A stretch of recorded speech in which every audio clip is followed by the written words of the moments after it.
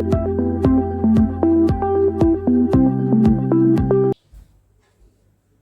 Everyone, नमस्ते।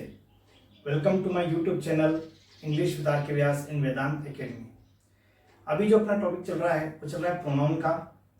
Pronoun में मैंने रिफ्लेक्सिव प्रोनाउन और पर्सनल प्रोनाउन के दोनों वीडियो अपलोड कर दिए हैं। आज जो मैं आपके लिए लाया हूँ वो है डेमोस्ट्रेटिव प्रोनाउन। डेमोस्ट्रेटिव प्रोनाउन जिसका हिंदी मीनिंग है संकेतवाचक सर्वनाम।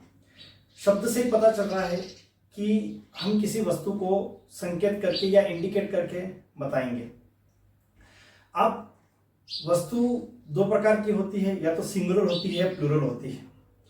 इसमें भी वस्तु या तो दूर होगी या पास होगी, तभी हम इंडिकेट करके बताएंगे। अब दूर वस्तु जो रखी है वो जो प्लूरल है, सिंगुलर है, या पास रखी है, सिंगुलर है या प्लूरल है, उन दोनों के लिए कौन से वर्ड्स यूज होंगे और कैसे इसके सेंटेंस बनेंगे, आज हम पढ़ेंगे डिटेल्स में। तो आइए पढ़ते हैं डेमोस्ट्रेटिव प्रोनाउन। सबसे पहले इसकी डेफिनेशन पढ़ेंगे हम। डेमोस्ट्रेटिव प्रोनाउन में जिस प्रोनाउन का प्रयोग वाक्य में निकट या दूर के नाउन का बोध कराने के लिए किया जाता है। वाक्य में प्रयोग निकट या दूर के नाउन का बोध कराने के लिए किया जाता है, डेमोस्ट्रेटिव प्रोनाउन कहलाते हैं। कैसे? मैंने कुछ वर्ड्स लिखे हैं, दिस, दैट, दिस और दोज।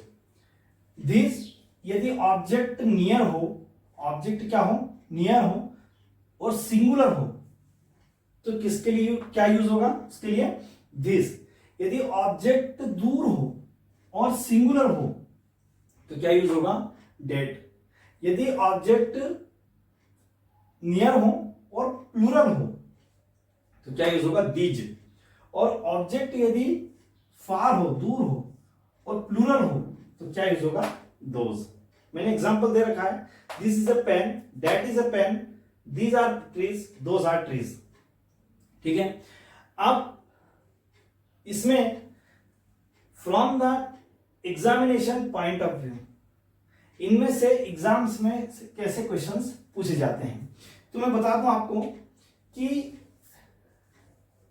दिस और दीज, डेट और दोज।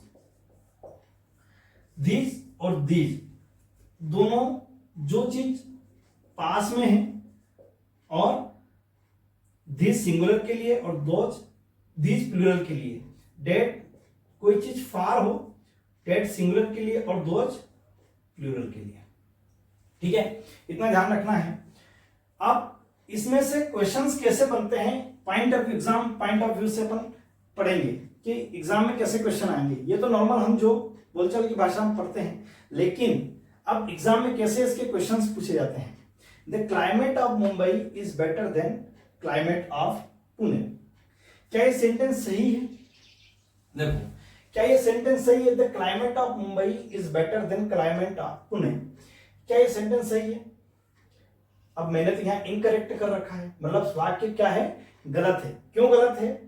क्योंकि जब हम प्रोनाउन की, जब हम शुरू में हमने प्रोनाउन पढ़ा था तो उसमें डेफिनेशन पढ़ी थी प्रोनाउन की। उसमें लिखा था कि a word which use in place of noun, जो नाउन की जगह पर उपयोग में आता है वो प्रोनाउन कहलाता है।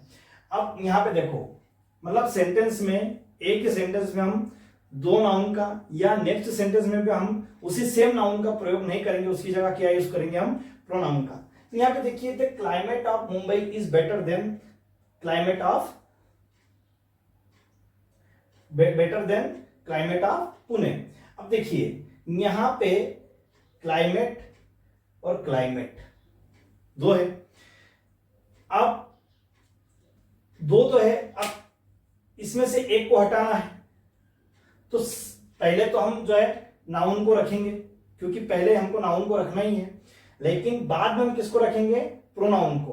तो यहां पे प्रोनाउन क्या यूज होगी? Than that of Pune. That of क्यों?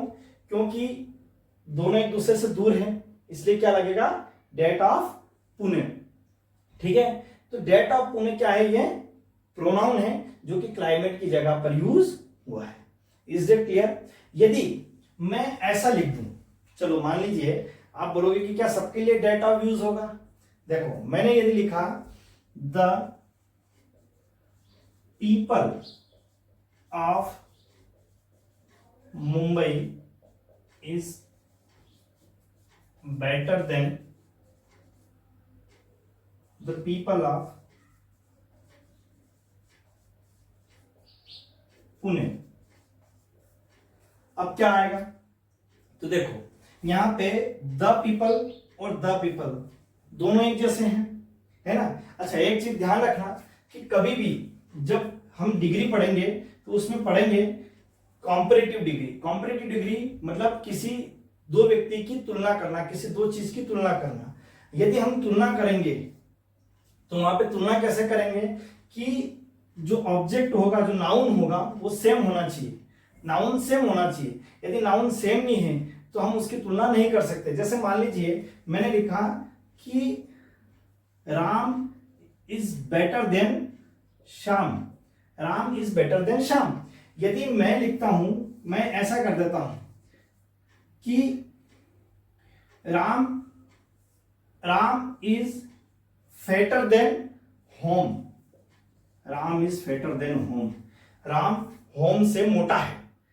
तो क्या होम से मोटा राम कैसे हो सकता है यार, क्योंकि होम क्या है, राम क्या है। होम जो है राम एक व्यक्ति है और होम एक जगह है या एक वस्तु है। तो अब बताइए कैसे तुलना हो सकती है, क्योंकि सब्जेक्ट सेम नहीं है, मतलब नाउन सेम नहीं है।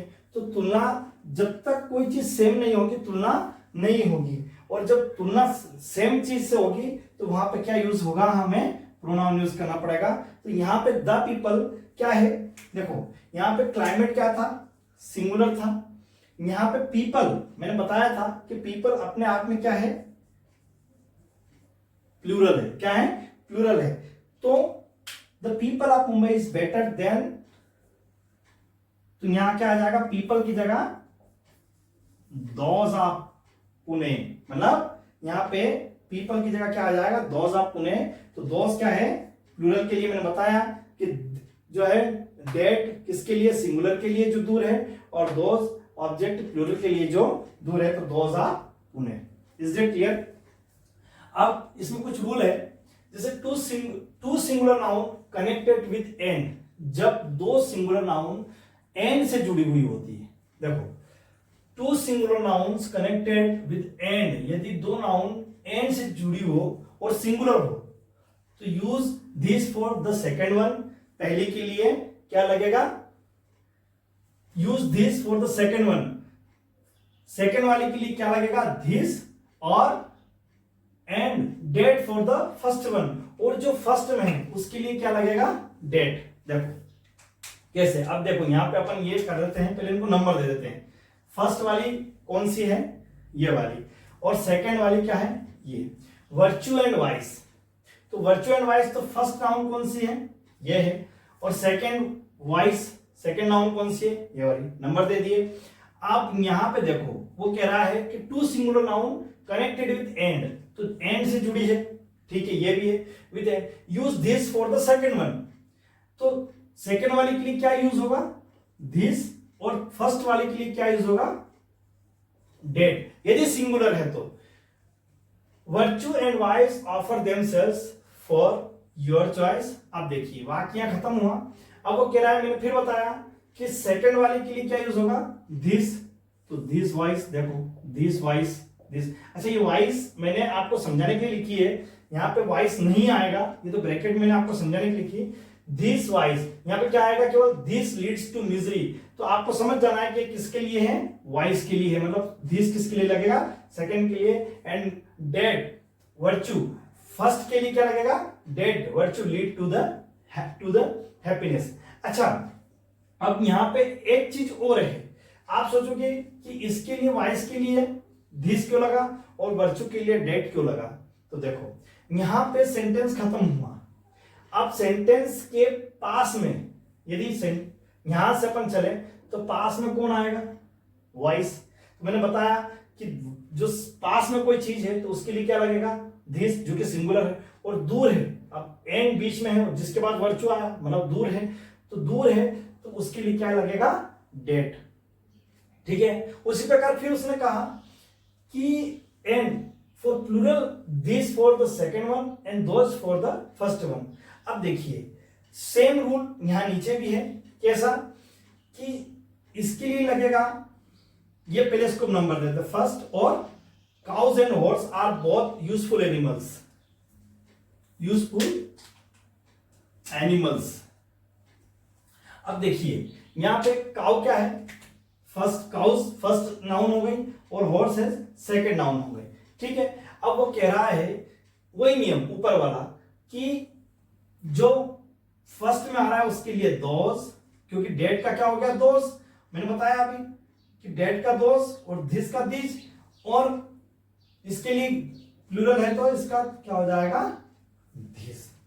मतलब सेम नियम है, लेकिन केवल सिंगुलर प्लूरल का अंतर है, ऊपर सिंगुलर थी और नीचे क्या हो गई प्लूरल हो गई। लेकिन रूल अब देखिए, अब पूरा वाक्य हम देखते हैं कि cows and horse are both useful animals, these horses, देखो मैंने बताया these horses carry us from one place to another and those cows gives us milk, ठीक है। मतलब जो चीज पहले लिखी है, जो नाउन पहले है उसके लिए क्या लगेगा, या सिंगुलर है तो डेट लगेगा और प्लूरल है तो दोज लगेगा, और जो बाद में लिखी है उसके लिए सिंगुलर तो दिस लगेगा और प्लूरल है तो दिस लगेगा, ठीक है। आई होप आपको ये वीडियो पसंद आ रहा होगा। Thank you so much.